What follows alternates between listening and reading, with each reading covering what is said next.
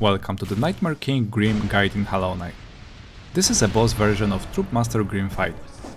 All abilities do 2 damage and as usual they are faster. Since you don't die if you lose, feel free to use breakable charms. But in order to fight this boss, you will need to have Grimm Child charm equipped. It will not help you during the fight, so effectively you have 2 charm notches left. You need to decide which charm you will be getting rid of. I suggest Quick Slash might be a good option. I personally very rarely hit the boss, I try to focus on avoiding. Also, I don't try to hit boss after or during each attack. Some abilities make it harder to sneak damage. Let's talk about how I deal with each of them. First ability is Dash Uppercut. Grimm makes big leap forward, then jumps and shoots many fireballs. If you are too close, Shadow Dash through. Otherwise, dash away and stay still. Also hit boss once. Fireballs should miss with little or no movement. Personally, the further away I am from the explosion, the harder it is to dodge. You can also parry Grimm's dash attack, but don't worry about it. Next ability is Fire Bats. Nightmare King shoots bats in a different pattern than regular Troup Master Grimm. He shoots 4 projectiles, changing between higher and lower. Since first one is higher, I wait on the ground, jump over the second, and shadow dash towards boss to safely land next to him and deal damage. It's one of the easiest ability to avoid, so make sure you deal damage here. If by any chance Grimm appeared far away, you might not be able to close the gap to do so. From the other hand, the worst ability to sneak damage is Dive Dash.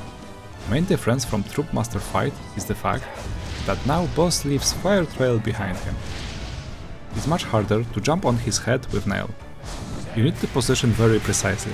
If you miss, then you have almost no time to react and save from being burned.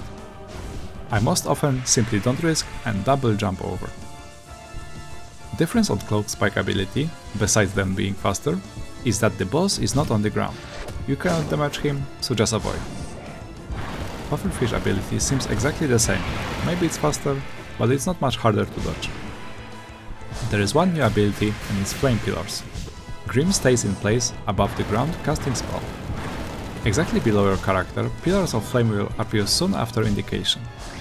I make small steps to spawn pillars next to each other. I slowly move toward boss and as soon as 4th pillar location is being set, I jump towards boss and deal as much damage as possible. Abyss Shriek here is a good option. It can deal full triple hit damage.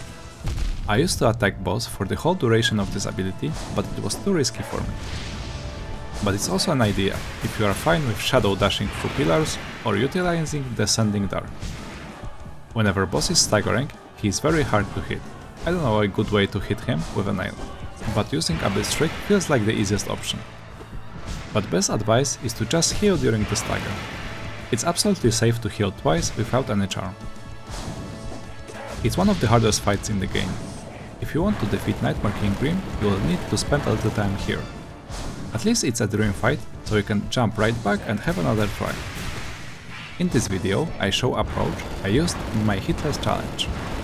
I minimize the risk and only damage the boss whenever I felt like I can do it. You can sneak more damage, for example during Pufferfish ability, boss can be damaged only with spells. So either as soon as he appears you can Abyss Shriek, or while dodging you can send a Vengeful Spirit and sneak some damage.